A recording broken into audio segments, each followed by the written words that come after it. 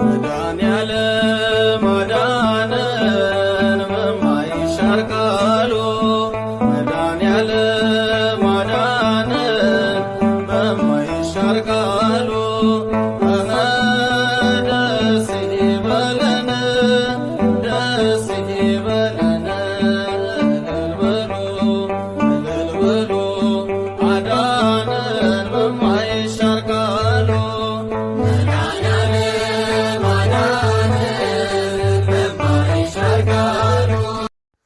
ሰላም ሰላም ኩራት ተኸታተልቲ ብዘለኹም ኮይንኩም ነዛ ቪድዮ ትሪኡ ብምልእኹም ሰላምኩም ብዙሕ ትረፍ ይበለለይ። ነዛ ቻናለይ ሓደሽቲ ዝኾንኩም ሳብስክራይብ ብምግባር ቤተሰብ ኩኑ ነዛ ቪድዮ ከዓ ላይክ ብምግባር ጀምርዋ። ሎማዓንቲ እንታይ ሒዘልኩም መፀ ያው ትማሊ በዓል መድኃኔዓለም እዩ ነይሩ እና ያው ትማሊ ሰደድኩልኩምን ሎማዓንቲ ክሰደልኩም ናይ ትማሊ ውዕለና ሒዘልኩም መፅኒኹ ከምዚ ትሪእዎ ኣለኹም ኣብዚና ቤተ ክርስቲያን እናኸድና ኢና መጀመርታ ግዜ ገስጊሰ ዳ መድኃኔዓለም ዝስዕም ንኽብሎ ሎማዓንቲ እዚ ምስዓመ እኳ ብጣዕሚ የሰኒፈ ማለት ከምዚ ብንግሆ ክስዕም ይደል ነይረ ግን ኣጋጣሚ ኮይኑ ኣይሳካዕን ነይሩ። ሎሚ ግን ያው ግዴታ ክስዕመለን ኢለ ከምዚ ትሪእዎ ኣለኹም ከተማ ዳሲስተረ ሓዲረ ገስጊስና ኸድና ዳ መድኃኔዓለም ይብለኩም። እዚ ንእግረ መንገድና ዳ መድኃኔዓለም ናኸድና ከምዚ ትሕትፋና ቤት ትምህርትታት ዘሎ ገዛውቲ ከሪአኩም እየ። እዚ ኣብ ማእኸል ትሪእዎ ኣለኹም ኩዕሾ ሜዳ እዩ። ኣብ ማእኸል ዘሎ ዓብዪ ኩዕሾ ሜዳ ኣሎ። ትሕቲ ካምቢ ናይ ቀደም ካምቢ ዝነበረ ናይ ቀደም ካምቢ ዝነበረ ሎሚ ዳ ፈርኒቸር ኮይኑ እዩ ዳ ማዕፁ ዳ ሶፋታት ከምኡታት ዓይነት ነገር ዝስርሐሉ ቦታ እዩ ኮይኑ ትሕቲኡ ዘሎ ኩዕሶ ሜዳ ከዓ ከምቲ ዝረአኹምዎ እዩ። ኣብዚ ያው ንኸድለና በዚ ጌርና ቀረባ እዩ እንዳ መድኃኔዓለም ማለት እዩ። ያው ኣብዚ ዝተዓደልክዎ ገዛ እውን እንዳ መድኃኔዓለም ቀረባ እዩ ናብኡ። እወይ በስመ ኣብ እንታይ ድዩ ቅዳ ገብርኤል ኩሉ ግዜ ክገስግስ ይሓስብ እሞ ለይቲ ከይትትስእ ያው ቤልና ናኾና ናፈራሕና ንግሆ ከዓኒ ንግሆ ናብ ቤተ ክርስቲያን ኬድካ ከዓስ ይድብረካ ርሕቕ ዝበለ ስለ ዝኾነዋ ብዝኾነ ግን ሕዚ ከም ዝበልክኹም ከተማ ሓዲረ ምስ ሲስተረይ ከምዚና ንግሆ ቤተ ክርስቲያን ዳ መድኃኔዓለም ስዒምና ኣለኩም። ይኸው ትሕቲ ዳ ፋና ቤት ትምህርቲ ዘሎ ገዛውቲ ከዓኒ ነዚ መስል እዚ ብታሕቲ ገፅ እዩ እኒኦ ብታሕቲ ናይ መጨረሻ ማለት እዩ። ኣብ ማእኸል ግድፍዎ መገረምቲ ገዛውቲ ኣለዩ። ኣብ ማእኸል ዝኾነ ናይ ገጠር ገዛ ነይሩ ሲ እቲ ናይ ገጠር ገዛ ኣብ ማእኸል ይኣትዩ እኒኦ ከሪአኩም እየ በዝና ኸድና ማለት ከተማ ክሳዕበይ በፂሑ ከም ዘሎ ንኽትሪኡ ዝኣክል እዩ።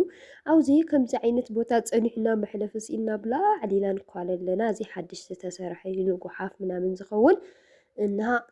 ብዝ ጌርና ሓሊፍና ሳዕ መጨረሻ ዘሎ ገዛውቲ ከሪአኩም እየ ሓቢርኩምኒ ምሳይ ፅንሑ ማለት እዩ። ከምዚ ዓይነት ቦታ ግን ምሽጋሩ ከመይ ዘፅልዐን መሲልኩም እዚ እኳ ድሓኒ ግን ሓደ ሓደ ልብኦ ምናምን ዝሕልፍ ብጣዕሚ ዘፍርሐኒ ግን ብፀልማት ወፂና ካብ ገዛ ሲ ይኸው ከምዚ ትሪእዎ ኣለኹም ቀትሪ ይመሲሉ እኒኦ ግን ኣብ ገዛና ሃለና ግን 11 ፈረቓ እናሃለይ ፀልማት እዩ ዝመስል ነይሩ ክትወፅእ የፍርሐካ ነይሩ። ሕዚ ግን ንእሽተይ ንጓዓዝ ዘለናስ ብርሃን ኮይኑ ማለት እዩ ቀትሪ ኮይኑ ቤተ ክርስቲያን ከዓ ብለይቲ ደስ ይብለካ ሓደ ግዜ ብለይቲ ከይድካ ተኣምር ምናምን ክሰምዕ ደስ ይብለካ ብዝኾነ ዋላ ህዚ እንተኾነ ብዙሕ የረፈደን ፅቡቕ ግዜ እዩ ነይሩና ሓቢርኩም ንሳዕ መጨረሻ ተፀኒሕኩም ውዕሎና ኩሉ ነገር ከካፍለኩም እየ። ብ2 ሚልዮን መሬት ይርከብ ዶ ዝብል ጥያቄ ብተደጋጋሚ ሓንቲ ሓፍተ ይመስለኒ ትጥይቕኒና ይኸው ረእይዎ ሞት ናይ ገጠር ዝነበረ ገዛ ከመይ ማእኸል ከተማ ከምዝኣትየ እዚ ቀደም ንበይኑ ካብቲ ከተማ ዝወረደ እዩ ነይሩ። ሕዚ ግን ትሪእዎ ኣለኹም ገዛውቲ ብገዛውቲ ኮይኑ ማለት እዩ። ይኸው እቲ ከተማና ክሳዕ ክንደይ ናይ ዝኣክል ቦታ ከይዱ ከም ዘሎ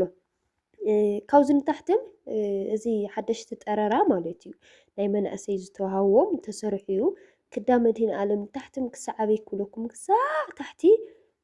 ያው ደቀ ዳግሓ ምስ ንዝኾንኩም እየ ዝዛረብልኹ ስለ ትፈልጥዎ ክሳዕ ታሕቲ እዩ ከተማ ኮይኑ ማለት እዩ። እና ኣብዚ ከምዚ ትሪእዎ ኣለኹም ይኸው ነዚታት ይመስል እዚ ናይ መጨረሻ ትናፋና ቤት ትምህርቲ እዩ። ኣብዚ ንእሽተይ መንጎ ንእሽተይ ክፍተት ኣለዎ። ካብዚ ክፍተት እዚ ንታሕቲ ከዓነይ ናይ መናእሰይ ዝተዋሃቦ ገዛውቲ ቆንጆ ቆንጆ ገይሮም ሰሪሖምዎ እዮም። ደስ ደስ በሃሊ ገዛውቲ ዘሎ ይብለኩም በዚ ማዕዶ ትሪእዎ ኣለኹም ይኸው ነዚ ይመስል ማለት እዩ። ኣብዚ ዳ መድኃኔዓለም እናቐረብና ኢና ደስ ለካ ነገር በዓልስ በቃ መዓስ ኣብዚ ቤተ ክርስቲያን ኮይንካስ ብዙሕ ሰብ ክትርኢ እናሃለካ ደስ ይብለካ። ግን ከዓ ኣነ ካሜራ ምቕራፅ ብጣዕሚ እንድዩ ዘሰክፈካ ምስቲ ናይ ካሜራ ትርጉም ብዙሕ ዝርድኦ ማሕበረሰብ ይኮነን ዘሎ ኣብዚ መንደርና ነገር ግን ከም ቤተ ክርስቲያን ካሜራ ምቕራፅ ዘሰክፈካ ነገር የለን ብጣዕሚ እዩ ዘሰክፈካ ክትስዕም ከይድካስ ግን ካሜራ ክትቀርፅ እናሃለኻ ብጣዕሚ ኢኻ ትሽመም ዝሮ ዝሮ ግን ንእሽተይ ቪድዮ ቀሪፀልኩም እየ ማለት እዩ ከምዚ ትርእይዎ ኣለኹም እዚ ዳ መድህና ዓለም ቤተክርስትያን ናይ ዕዳጋ ሐሙስ እዩ ፅድስ ዝበለ ኣሰራርሓ ዝተሰርሐ እዩ ብጣዕሚ ደስ ዝብለካ እቲ ቤተክርስትያን ኣበዩ ላጭ ድዩ ቤዛ ክመልስና ዝበልካ ሓንቲ ሓፍተይ ነርክና እዚ ቤተክርስትያን እዚ ናይ ዕዳጋ ሐሙስ ቤተክርስትያን ዳ መድህና ዓለም እዩ ዝበሃል ዛንበይተይ እና እዊ ግን ሓደ ሰባት እዚ ንቤት ኣምላኽ ክሰርሑ ክንደይ ናይ ዝኣክል መልካምነት ተኣምላኽ ከም ዝሃውን ብጣዕሚ ዝገርመኒ ከም ዝህንፅ ፀቢሎም ቤተክርስትያን ዝሰርሑ ሰባትስ ክንደይ ናይ ዝኣክል ከም ዝተባረኹ ብጣዕሚ ደስ ዝብለካ ብዝኾነ ግን ከምዚ ትርእይዎ ኣለኹም ደስ ዝብል ቤተክርስትያን እዩ ኣስሪሖሙና እኒአው ክንደይ ዓመታት ተወሰነ ዓመታት እዩ ገይሩ እኒኦ ሓድሽ እዩ 12 ወይ 10 ኹሚታት ይኸውን እዩ ብቻ መስደት መኻደ ያው ሓድሽ ቤተክርስትያን እዩ ነይሩ ዝኾነ ከምዚ ትርእይዎ ኣለኹም ብጣዕሚ እዩ ሰፊሕ ትግቢ ከዓ ትግቢ ናይዚ ቤተክርስትያን ብጣዕሚ ሰፊሕ ብጣዕሚ ደስ ዝብል ይብለኩም ብዝኾነ ከምዚና ቤተክርስትያንና ስዒምና ኣብዚ ሳዕርና ናገዛእና ኢና ማለት እዩ ከተማ ወፂና ዳስላሴ እውን ስዒምና ለእግረ መንገድና ሳዕርና ገዚእና ኣብዚ ከዓ ቁርሲ ቡና ክኾነና ከምዚ ትርእይዎ ኣለኹም ዳ ገሊላ ዳ ኬክ ኣቲና ደስ ልብል ኬክ ንቁርሲ ቡናና ሒዝና ኸድና ኢና ኣብዚ ኬካት ትርእይዎ ኣለኹም እዚ ብጫና ፒንክ ከለር እኒኦ 40 ቅርሺ ነዘን ክልተ ፅንዲ ማለት እዩ ደስ ልብል ኬካት እኒኦ ሓድሽ ወፂሑ ሕዚ ብጣዕሚ ደስ ልብል ከምዚ ትርእይዎ ኣለኹም ወይ እዚ ቱስት ነገር ከዓ 70 ቅርሺ ይሽወጥ ብዓድና ቱስት ነገር ኮይኑስ ግን እዚ ከምዚ ናይ ደገ ቱስት ከይኮነስ ንእሽተይ ርጉድ ዝበለ ነገር እኒኦ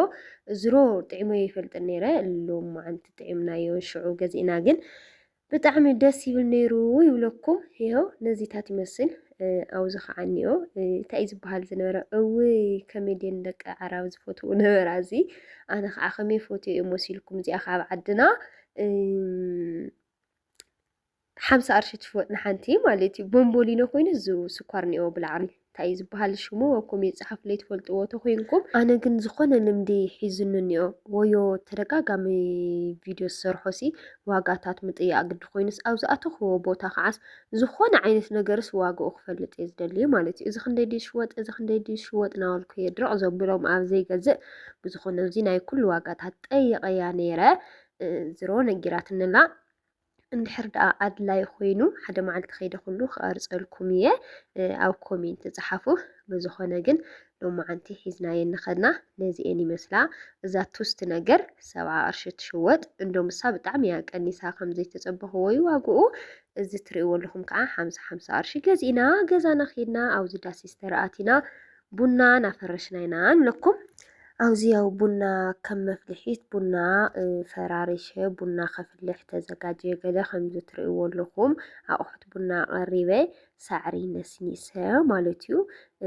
ቡና ኣነ ከፍልሕ ሓስዮ እየ ነይረ ኣብዚ ከምዚ ትርእይዎ ኣለኹም እውይ ሳዕሪ በነገራችን ላይ ኣብ ቀረባና ስለ ዘይርከብ ሎሚ ካብ ሳዕሪ ርሒቀ እየ ነይረ ከምዚ ግን ሕዚ ኣብ ከተማ ንባዕሉ በዓልቲ ኮይኑ ለይቲ ተዘይገዚእኻ ንግሆ ተዘይገዚእኻ ኣይርከብን ሳዕሪ ይውዳእ እዩ ማለት ኢና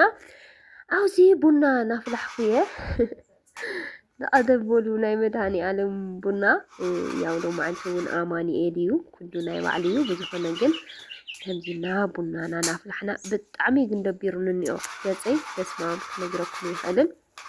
እሽዑ ትማሊ ሰዓል ሒዙ ነይሩ ሕዚ እውን ያው ድምፀይ ተቐይሮኩም ይኾን ብጣዕሚ ተሸኒፈኒኹ ቪድዮ ቀሪፀስ ንምንታይ ይስቁ ይብል ንምንታይ ዘይሰድሎም ኢለየ እምበር ብጣዕሚ ተዓፊነኒኹ ደቅስ እዩ ዝመፀንሎ ሽዑ እውን ብጣዕሚ ደቢሩኒ ነይሩ ዝሮ ግን ከምዚ ቡና ቀሌ ምናምን ኣብ መጨረሻ ግን ንሲስተር እያ ሂበያ ማለት እዩ እና ኣውዚያው ሲስተር ተቐቢላትኒ ኣፍሊሓቶ ቡናና ወሪዱ ቁርሲ ቡናና ሓዝናይና ያው ንቐደም በሉ ከምዚታት ይመስል ነይሩ ናይ ሎማዓንቲ ቪድዮ። ንድምፀይ ግን ብጣዕሚ ይቅርታ ናበልኩ ከምቲ ዝብለኩም ለኹ ሰዓል ዕፍን ነገር ኣቢሉኒ እዩ። ዝሮ ዝሮ ግን ውዕሎና ናይ ትማሊ ናይ መድህን ዓለም ንኡ ይመስል። ናይ ትማሊ ቪድዮ ዝሰደድኩልኩም ያው ተደጋጋሚ ግዜ ጥያቅ ስለ ዝነበርኩ ንምንታይ እስከ ቅድሚያ ሕማቅ ዶ ፅቡቅ ዶ ዝሕተታ ዝነበርኩ ቅድሚያ ፖስት ክገብር ኢለ ፖስት ገይረልኩም ዝሮ ከምኡታት ይመስል ነይሩ ውዕሎና። ሎማዓንቲ ዝበልክዎ ቪድዮ ነዚታት ይመስል ነይሩ። ውዕሎና ሸር ንምግባር ዝኣክል እዩ። ብፅባሕ ያው ቀዳሚ እዩ ከም ፍቃድ ፈጣሪ ዕዳጋ ከመይ ዋዕለን ዝብል ቪድዮ ሒዘልኩም ክመፅእ ክሳዕ ሽዑ ግን ላይክ ሸር ሳብስክራይብ እናገበርኩም ፅንሑ ምብርትዓኹም ኩሉ ግዜ ኣይፈለየኒ። ሰሰናይ ንዓኹም ቻው።